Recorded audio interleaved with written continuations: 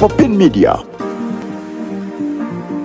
Tuli wano nga bannakayunga olw'akavuyo w'abantu abamu ke batutaddemu tukubira bitususseko kati tuyita muhoozi tuyita jeno muhoozi nti bannapyayo Kayunga district Stan talokoka mukulu lwanga jime kyatukola owa people power faatuleeze nga bannakayunga lwanga jima tuteddemu entalo ne bafeeri ab'ebyobufuzi bannakayunga tulina bafeeri waliwo eyakagwa emirundi 3 mu constituency y'Ebbaale oyo naye yazze kututabula jeno twatambula naawe Uganda yonna structure tuzina abantu batumanyi okuva ku chairman national chairman atumanyi pa ku mitendera Jowansi naye twafunye bannakigwanyizi buli NRM gekwata batanzo kwata ababbi ne baddukira eno kakati mukwata ababbi bamwe bafeeri aba NRM bazzeeyo fabana Kayunga tugenda kukkiriza tuzimbye ekintu kyaffe twatambulanga ne babbalamu ne kabale bona lebo Kabanda Daudi ne Muzeyi Mawanda atumanyi nga tusulengera tusula mu bisawo tusula ku makubo gwe Honorable Kiiza yemirira Kayunga ng'omuntu omukulu otabaganya abantu muve mu buvuyo fete tukkiriziganya n'ebyo tukkiriziganya n'obukulembeze bwe Kayunga olwaleero tutwabise ku ofiisi yaffe olw'akavuyo k'omubbi tulina omufere gwe bayita Kiwana Moses mufere w'e Kayunga alimbira mu linnya lya Balamu ekyalo kyonna kibbi akimazemu nti minisita Balamu yamutuma Kasozi Abdala nga nze General Secretary owa Greater Mukono. Meeting ya lwaleero tuli ntwali twafuna appointment ku regions nga tulina okubeera n'olukiiko lwa harmonizations. So abaganda bange twagenze okutuuka ku ground ate ng'ekiriwo kirala tulinamu ababaka beegwanyiza obwa coordinator ba district eno nga balugoloobi Honorable Lugoloobi nga beegwanyiza bwa coordinator obwa district eno. Ekifo kya bwa coordinator siwe bakironda naye kyasinze tukanga nti twali twagala bamobilize bali top okugenda enagulu ne twasanze nga bannaffe bakutte piso z'abantu basi z'abantu bali kubatwalawa enagulu kitali mu butuufu ba Honorable Lugoloobi owamu n'ekibinja kye.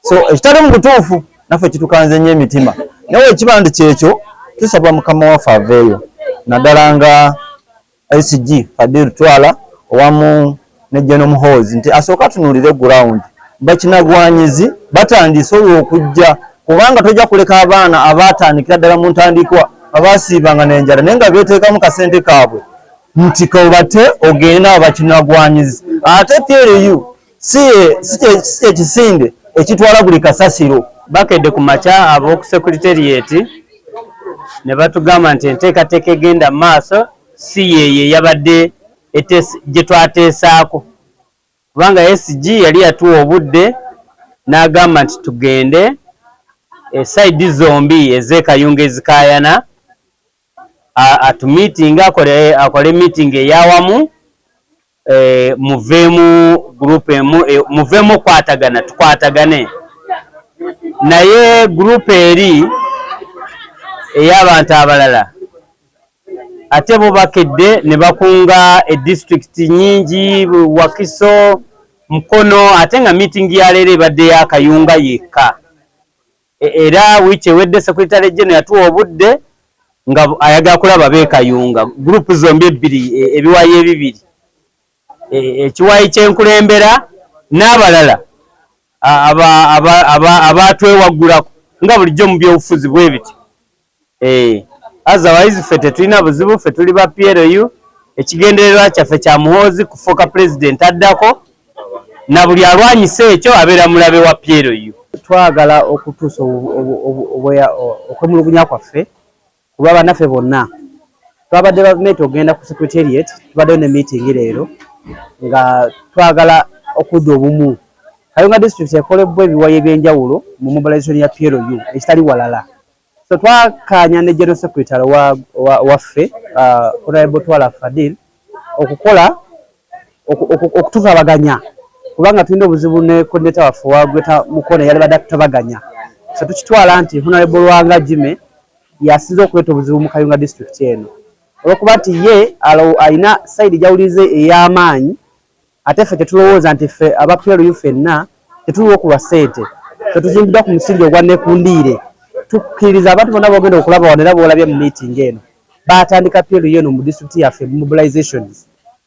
Tubadde tulowooza nti tugenda kwekuŋŋaanya abakulembeze abakulembera mobilization ya PLU tugende ku secretariat tugenze okuwulira nga akuŋŋaanyiza ne banne baasezeza abawagizi. Tetugamba tugenda kulwanira ku kitebe wa mukama waffe, tugenda kuleeta ntalo ate nga tuzze nga tumanyi tugenda kuŋŋaanya. Era ffe bonna abali wano bakulembeze ba sub counties abakulira mobilizations, bakulembeze ba district abakulira mobilizations eza PLU betwayiseeko bokka abantu 28 nga tumanyi nti bagenda okweta bana bali bebalowooza ati bebaabwe tugere tebagade ku secretariat nekitasoboka. Kati bwetuwulidde nti bakuŋŋaanyiza amabaasi okuva eBuyikwe, Mukono, abalala bavudde Buvuma, bonna bazze bagenda ku secretariat mu kifaananyi kya Kayunga. Netugamba tugenda kuwona kifaananyi kyaffe nga bakulembeze ba PLU mu Kayunga district. Katusigale wano tukume omuntu bulamu ne ttiimu yaffe y'abakulembeze tuli bategeeza oludda olwo oba olunaku oluba lutuuse nga General Secretary atudiddemu ne tukuŋŋaananga abatono aba mobilization za PLU mu Kayunga district. Naye tutwala okulabula nti tuwulira amawulire mu Kayunga district wano n'awalala nti mulimu bannakigwanyizi abazze kati nga balaba PLU yesituse. PLU yali ekoma Kampala, ekoma Mukono, naye kati tugitambuza paka Kawongo paka Maligita nga tweteekamu ffeffekafeka nga bakulira mobilization.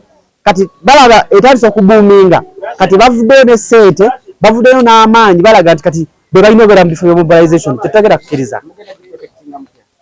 Ffe mu PLU Kayunga district tulina head of mobilizations, tetulondebwanga okuva mu secretariat, naye twekolamu omulimu nga ababadde mu kisinde ky'okumobilizinga bannaffe. Olaba n'enswa eyina namunswa, olaba n'olumbe lubeerako ne kyamani waalwo akubiriza olukiiko.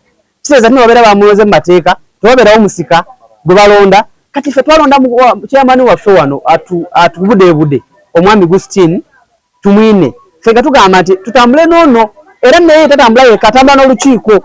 Luno bonna balaba wano bwe badde abakulembeze mu mobilization. Mwanyinaze wuuno Doni. Abala bali wano ogenda balaba. Tulina General Secretary wali. Tuserengete bonna bali ku region. Kyokka bali ganje tambula naye.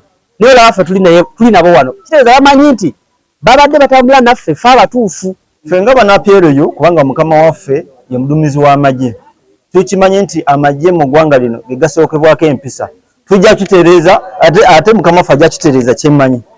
Tujja kitereeza abavundu abo tujja kubasunsula PLU yesigale nga egenda mu maaso.